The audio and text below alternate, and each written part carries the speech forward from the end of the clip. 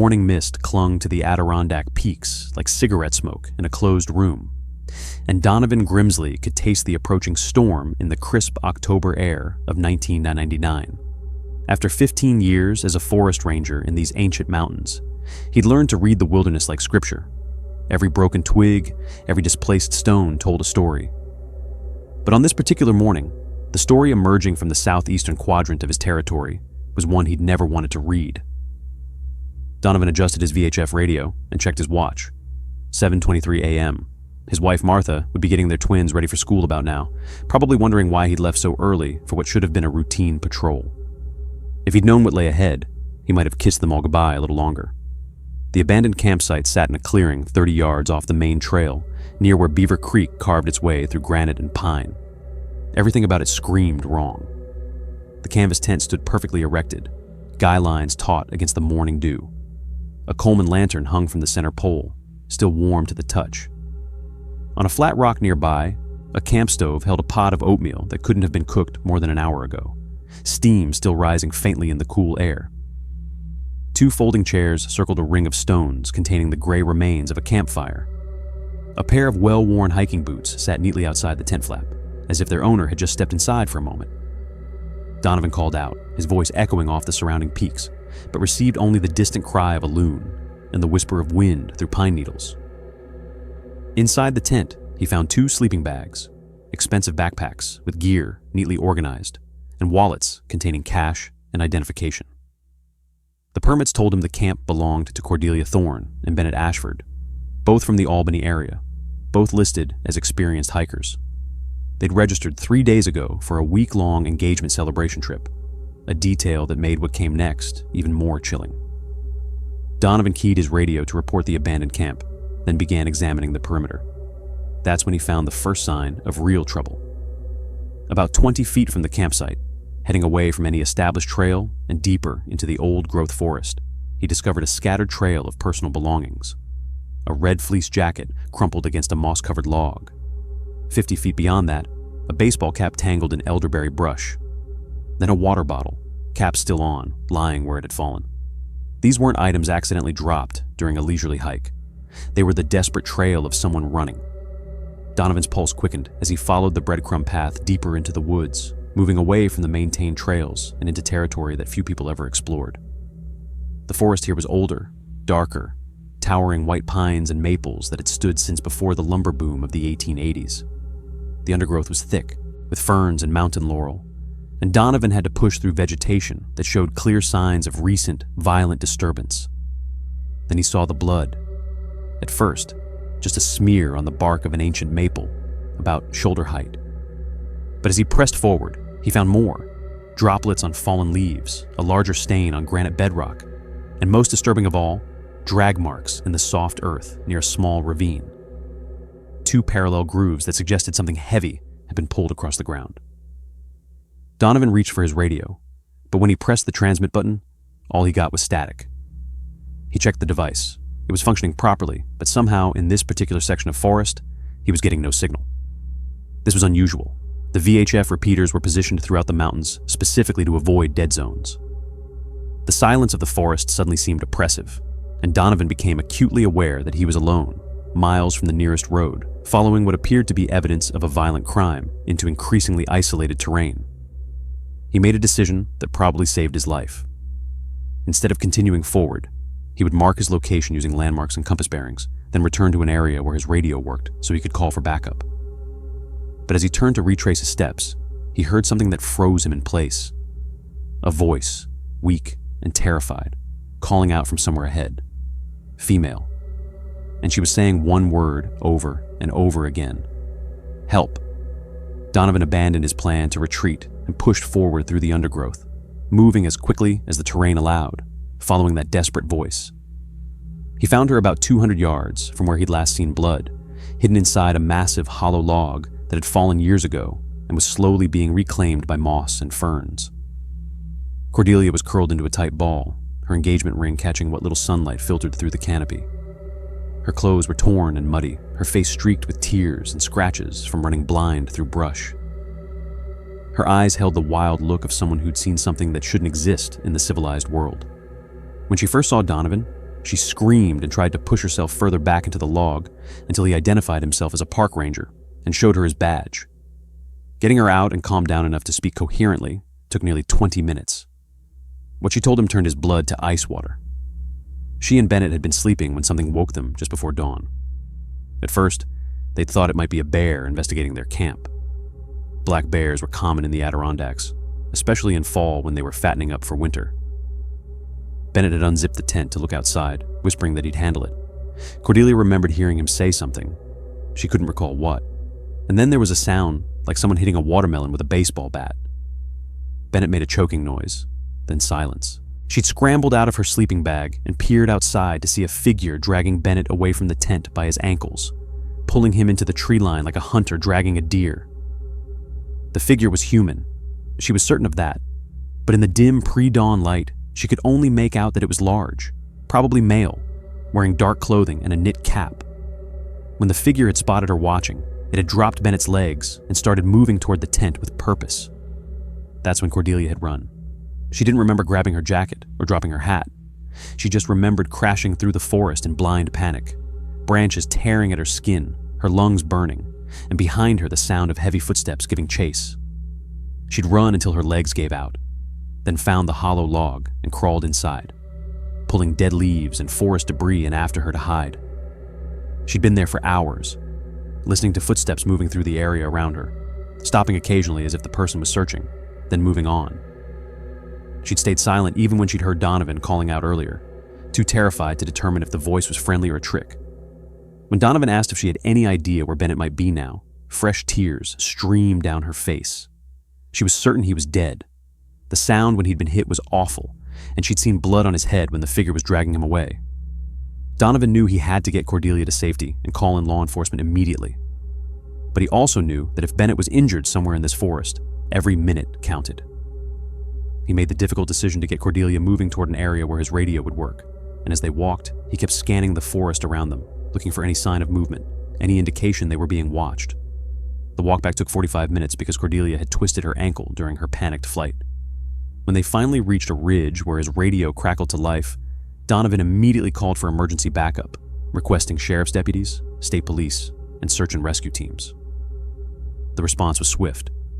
Within 2 hours, the forest was crawling with law enforcement. Sheriff Rutledge Crane, a weathered man who'd been working these mountains longer than Donovan, led a team of deputies back to where Cordelia had been found. From there, they followed the drag marks Donovan had discovered. The trail led to a steep ravine where Beaver Creek tumbled over granite shelves. There, partially concealed beneath a deliberate pile of dead branches and forest debris, they found Bennett Ashford. He was dead, killed by massive blunt force trauma to the skull. Based on the condition of the body and the carefully arranged concealment, he'd been killed quickly and then hidden by someone who knew these woods well. But what made the discovery even more disturbing was what Detective Isadora Pemberton found approximately 100 yards upstream, another pile of branches, deliberately arranged. Beneath it lay another body, this one in an advanced state of decomposition. Personal effects identified him as Gerald Wickham, a solo hiker from Syracuse who'd been reported missing 8 weeks earlier. The investigation exploded in scope. Cadaver dogs were brought in from Albany, and over the next 5 days, they made discoveries that would haunt the Adirondacks for years to come. In total, they found 11 bodies buried or concealed in various locations within a 2-mile radius of where Bennett had been killed. Some were recent, some were years old, representing missing persons cases that had gone cold. Forensic evidence suggested all victims had died from blunt force trauma or strangulation, and several showed signs of having been bound before death. The killer had been using this section of wilderness as a dumping ground for what investigators estimated was at least a decade. What made the case particularly chilling was the pattern. Almost all victims had been camping in remote areas, far from established campgrounds, places where they could be attacked without anyone hearing their screams. The killer knew these mountains intimately and had learned to exploit their isolation. For Donovan, the days following the discovery were a blur of interviews, crime scene processing, and the grim task of helping search teams navigate the increasingly cordoned-off sections of his forest. Despite extensive investigation, forensic evidence, and witness testimony, the killer was never identified. The case remained open, but as months passed with no viable suspects, it gradually moved to the cold case files. Donovan eventually transferred to a ranger station in Vermont, unable to continue working in mountains where 11 people had been murdered and where the killer might still be hunting. The Adirondacks held too many shadows now, and somewhere in that vast wilderness, death still walked the ancient trails. Alden Grimsby had spent 25 years chasing stories through newsrooms that smelled of coffee and deadline stress, but retirement had brought him to quieter pursuits. At 52, he found himself drawn to the kind of mysteries that newspapers had taught him to notice, but corporate efficiency had rarely allowed him to pursue. Cold cases, missing persons, the stories that fell through bureaucratic cracks and gathered dust in filing cabinets. His latest obsession had emerged from a conversation with Bartholomew Aldrich, his former editor, who now ran Northern Wilderness Quarterly. Bart had mentioned it almost casually during their monthly lunch at Murphy's Tavern in Albany, a pattern of disappearances in the Adirondack Mountains that stretched back to 1987. 7 experienced outdoorsmen, all hiking alone, all vanished without trace from a specific region near Lake Tyr of the Clouds. Nobody's ever connected them officially, Bart had said, cutting into his meatloaf.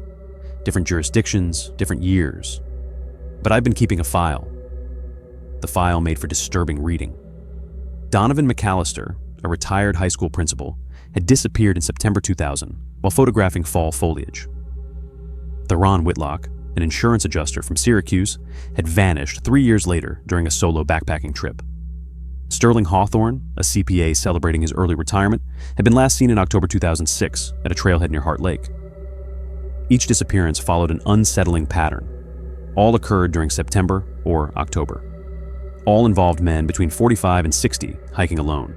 All happened in clear weather during daylight hours.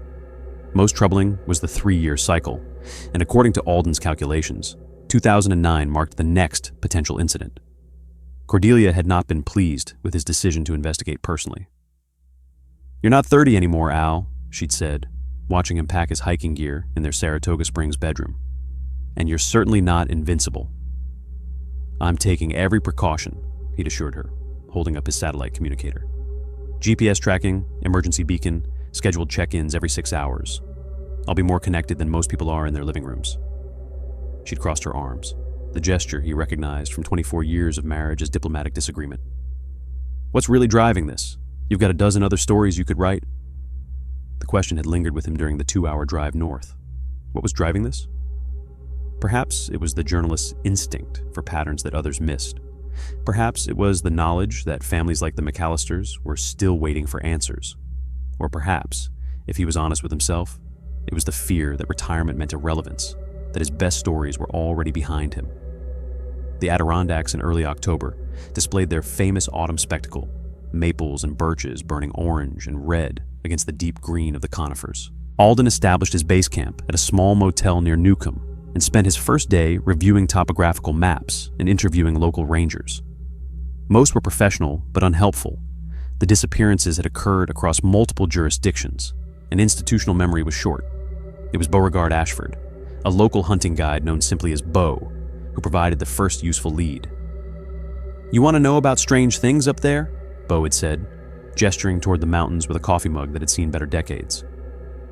"There's an old mining road, doesn't show on the new maps, runs up toward Preston Ponds.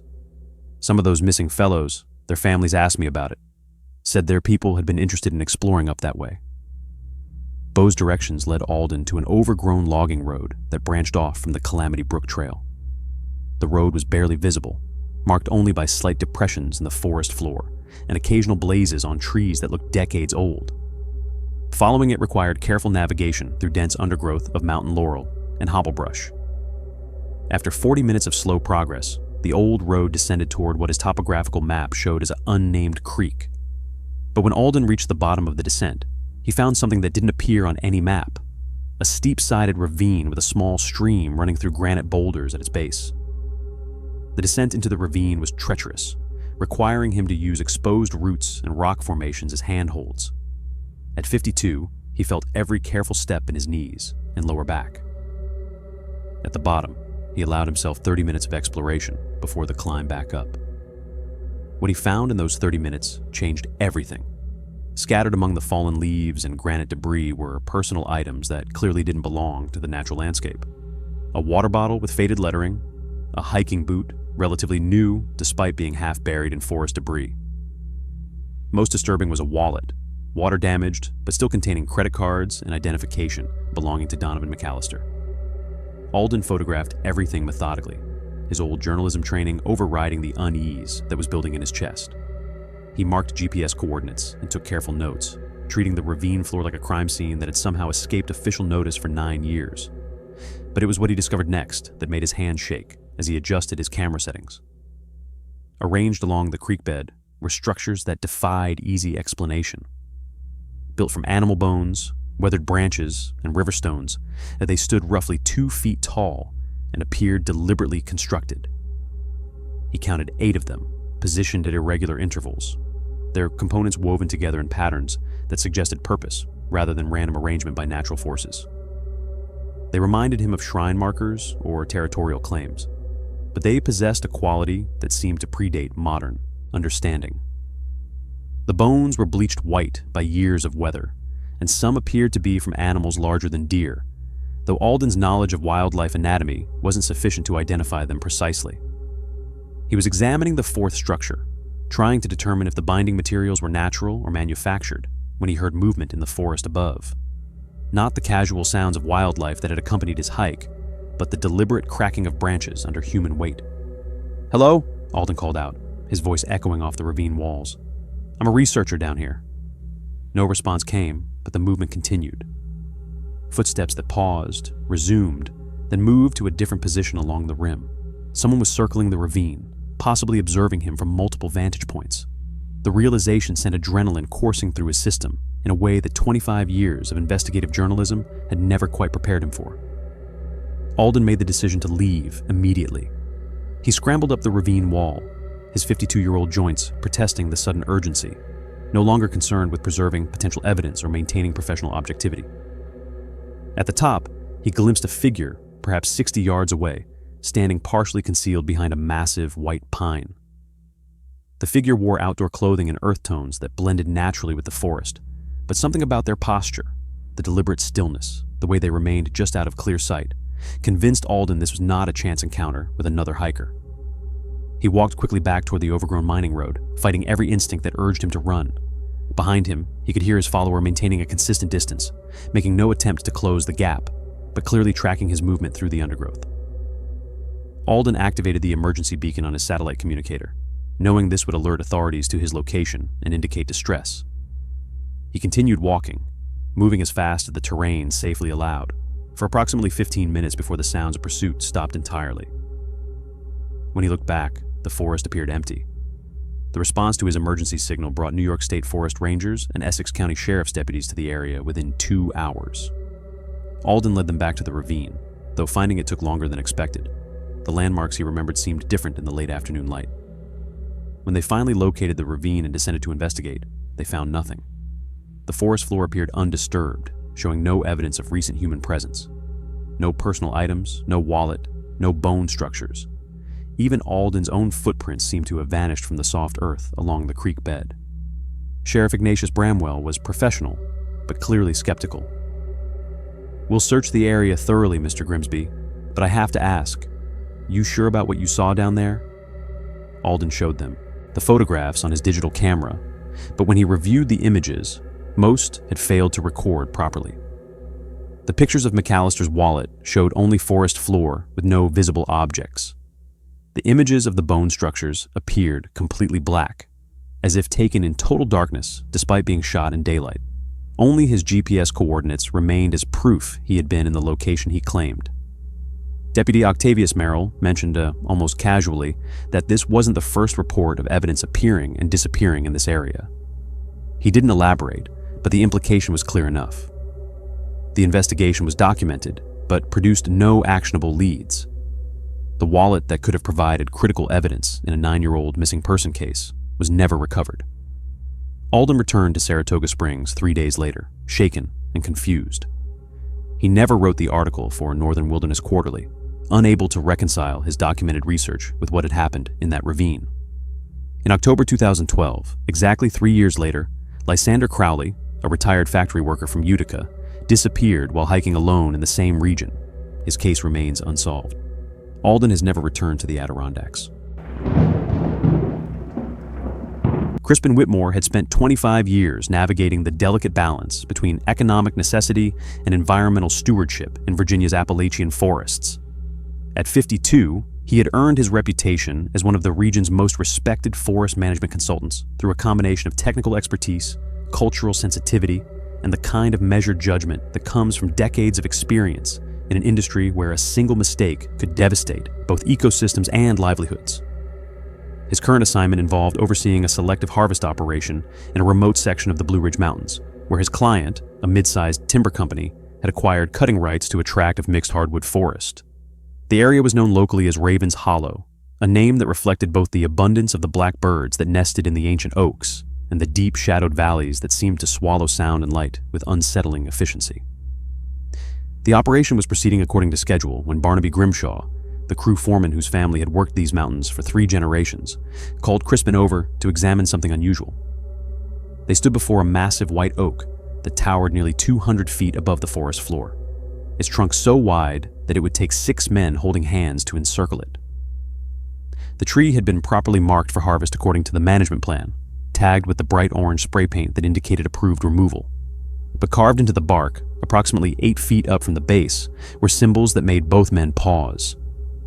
The markings were not recent graffiti or casual vandalism, but deliberate geometric patterns that had been weathered by decades, possibly centuries, of exposure.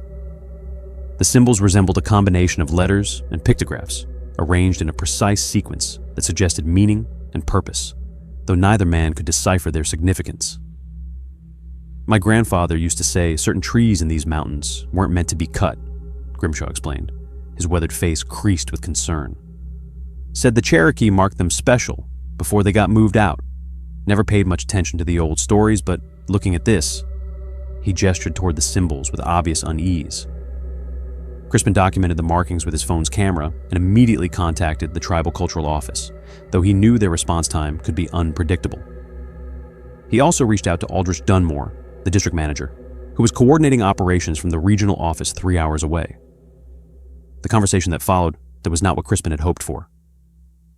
"We've got investors breathing down our necks and a harvest schedule that's already behind due to the late spring rains," Dunmore explained over the crackling cell connection. "That tree represents nearly $15,000 in premium lumber, and we've followed every regulation to the letter. If you can find specific, legal grounds to halt the operation, that's different. But folklore and local superstition aren't going to satisfy the board of directors." That evening, Crispin returned to his cabin and called his wife Vera, seeking the perspective that had guided him through countless difficult decisions over their 28-year marriage. She listened carefully as he described the symbols and the growing unease among the crew. "You've always trusted your instincts before," she said finally. "What are they telling you now?" "That we should wait, get someone qualified to examine those markings before we proceed. Then that's what you should do." But the decision was taken out of his hands the following morning, when Dunmore arrived on site with explicit instructions from corporate headquarters. The harvest would continue as planned, with or without tribal consultation. Any further delays would need to be justified with concrete evidence of legal violations, not cultural concerns that should have been addressed during the initial permitting process. That night, every member of the 8-man crew experienced vivid, disturbing dreams. This fact only emerged when Dr. Cordelia Ashworth, the company's medical officer, began documenting reports of headaches, nausea, and generalized anxiety that seemed to intensify whenever workers approached the marked oak. The dreams, while varying in specific details, shared common themes: being lost in endless darkness, shadowy figures watching from the forest edges, and an overwhelming sense of impending doom. 3 crew members called in sick the next morning, citing symptoms that Dr. Ashworth could not attribute to any identifiable cause. 2 others simply failed to appear, their phones going straight to voicemail. Crispin found himself addressing a demoralized crew, emphasizing safety protocols while privately questioning the wisdom of proceeding. The cutting operation itself was plagued with problems from the first cut. Rutherford Blackthorne, the senior equipment operator, whose chainsaws had never failed him in 20 years of service, reported that his equipment kept stalling despite recent maintenance. Electronic ignition systems malfunctioned repeatedly. GPS units that had functioned perfectly the day before now displayed error messages or showed their location as being miles from their actual position. The hydraulic lines on the harvester developed leaks that violated every principle of mechanical probability. a steel cable rated for 10,000 pounds snapped under a load of less than half that capacity, forcing 2 workers to dive for safety as the massive branch it was supporting crashed to the ground. By mid-afternoon, Crispin made the decision to halt operations and have all equipment thoroughly inspected. But even as mechanics worked through the evening, finding nothing wrong with machinery that had functioned flawlessly for months, the reports from Dr. Ashworth grew more disturbing. Workers described seeing figures in traditional Native American dress standing at the periphery of their vision, figures that vanished when they turned for a direct look. The forest itself seemed wrong somehow, too quiet during the day and filled with inexplicable sounds after dark. Sounds that resembled wind through branches, even when the air was still, and voices speaking in languages none of them recognized. Despite mounting evidence that something was fundamentally wrong with the entire operation, corporate pressure to complete the harvest intensified. Dunmore made it clear that Crispin's continued employment depended on his ability to deliver the timber quota, regardless of the crew's psychological state or the mechanical difficulties they had encountered. The tree would be cut the following morning, and Crispin would oversee the operation personally, ensuring that safety protocols were followed and that the valuable lumber was extracted without further delay. As he stood in the shadow of the ancient oak that evening, studying the mysterious symbols one last time, Crispin felt a chill that had nothing to do with the mountain air. Something was watching him from the darkness between the trees, something that had been waiting far longer than he could imagine. The felling of the ancient oak began at dawn, but what should have been a routine operation quickly descended into a nightmare that would haunt Crispin Whitmore for the rest of his life. Despite the mechanical failures of the previous day, Rutherford Blackthorn's chainsaw started without difficulty, its familiar roar echoing through the morning mist that clung to the hollow like a shroud. But as the blade bit into the centuries-old bark, the sound it made was wrong. Not just the expected whine of steel against wood, but something that several crew members later described as almost human, a low, keening wail that seemed to emerge from the tree itself. The chainsaw's vibration traveled up through Blackthorn's arms with an intensity that made his bones ache, and he found himself fighting an almost overwhelming urge to stop cutting and walk away. The tree was partially hollow, a common characteristic in specimens of such age, but what they discovered inside the cavity defied every expectation.